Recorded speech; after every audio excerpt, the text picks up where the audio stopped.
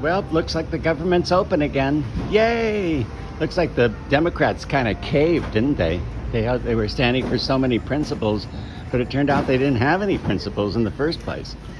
You know, sometimes that's the way it goes with people too. They have no principles. They stand for nothing, right? So, oh my God, I'm glad that that's over with, and now they can get together and do their jobs and negotiate with the other politicians that we've elected, our other representatives, and they can negotiate something that will work, right?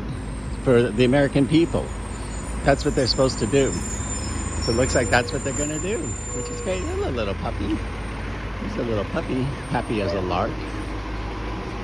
So anyway, so my morning walk, what an eventful weekend, right? Not just with the government reopening, but just in general. Jesus, you know, it was just amazing recognizing some of the places where I don't choose or where I haven't chosen.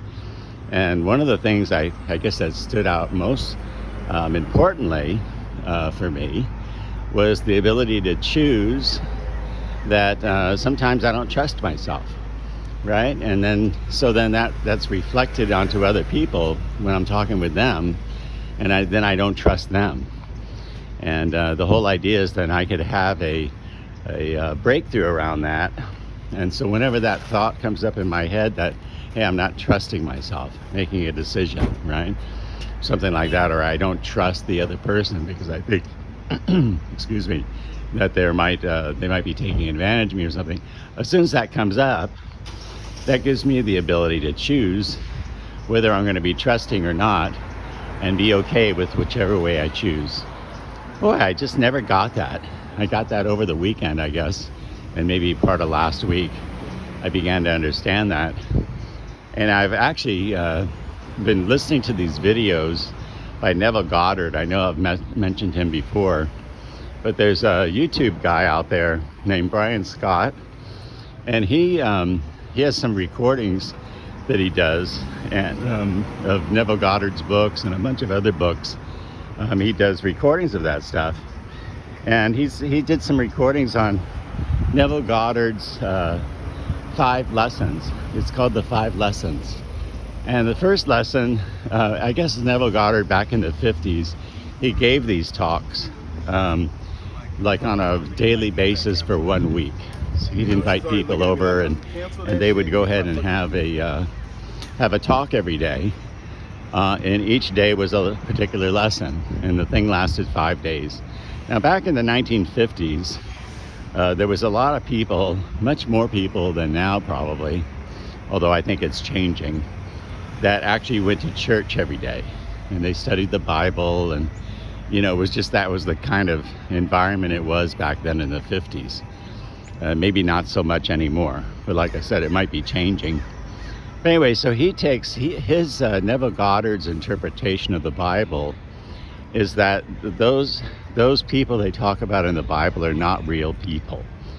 They're basically stand-ins. What do you call it? Personification. Is it personification? No, not sure what the word is. But they embody that. That's really those stories in the Bible are talking about you, me, and everybody else. And the lessons are really, really powerful.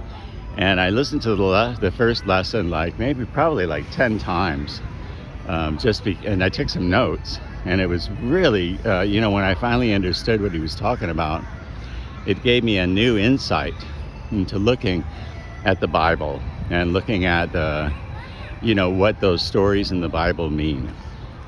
And the way I correlated that was that the stories in my life of people and relationships that I've had in my life, it's allowed me to take a look at those too, and really see over time if the people that you have in your life, if they're standing for your success or not, and are you standing for their success or not. And if they're not, then it's okay, you just can keep your distance. And the people vary, by the way. Like I've got some people that are always standing for me that I don't necessarily see every day. I might not even see them for months, but I know they're there. I'm secure in knowing that they're standing for my future. And then there's people that I have in my life that maybe I talk to every day, and then they disappear.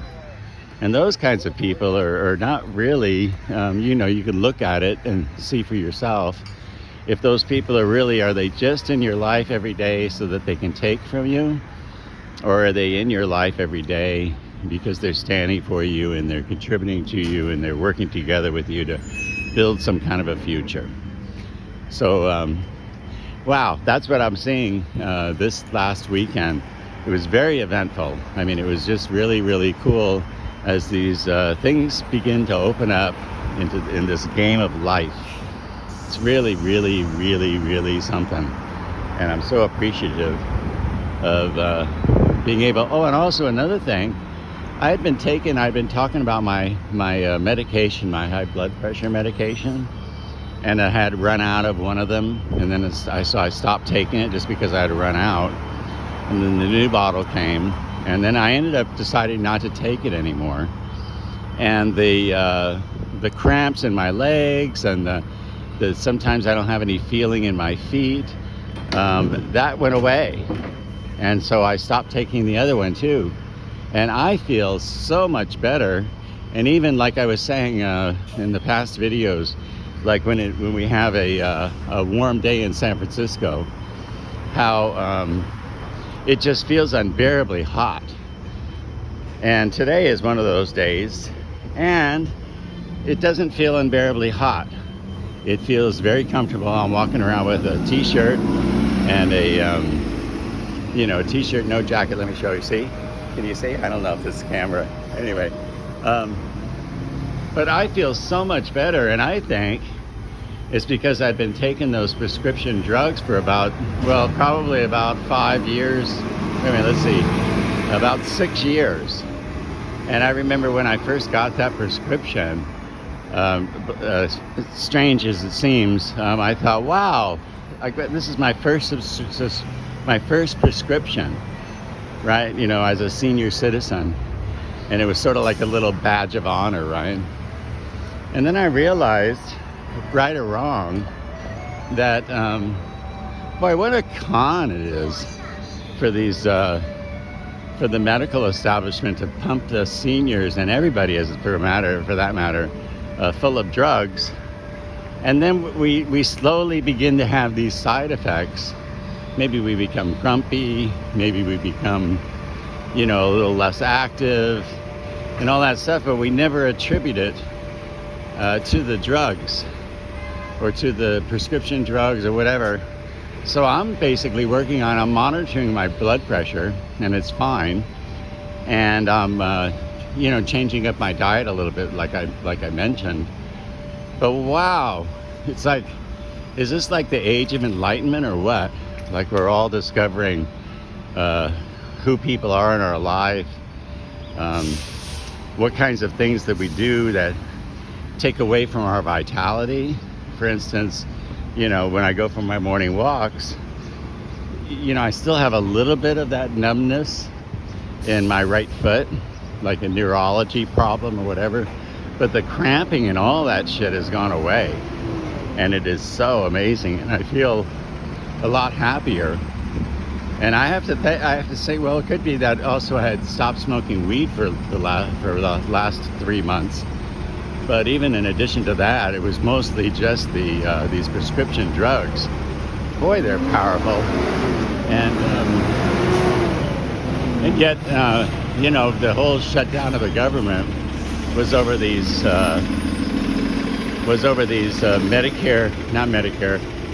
premiums, right? The health premiums. Oh my God, they said the health premiums are going to skyrocket. Well, I bet you the health company stocks are taking a plunge today. I haven't really looked. In fact, I don't even know which ones they are.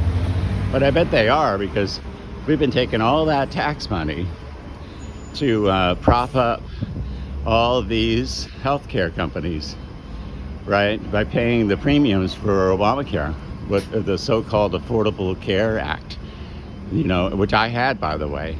And when I had that Affordable Care, the Obamacare, as they say, I remember when I got it, and I was low income at that time, and I remember getting I was able to get my premium was only $1 a month, and I thought, wow, how does that work?